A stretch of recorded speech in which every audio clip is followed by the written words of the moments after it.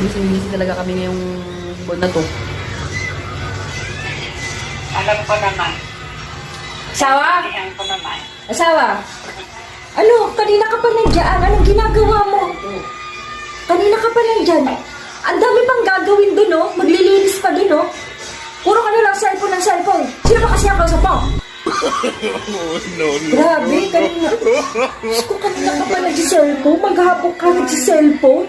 Wala ka nang ginawa kundi mag-cellphone. Alam mo na, nakakalimutan mo na ba yung mga gawain mo dito? Hindi ka pa nagsasayin, hindi ka pa naglilis, hindi ka pa naglalaba. Kanina ka pa? Diyos ko, nakaka-high blood ka na. Ano na lang, ganyan na lang lagi gagawin mo? Ha? Cellphone ka ng cellphone? Sino ba yung kausap mo na yan? No. Ito yan.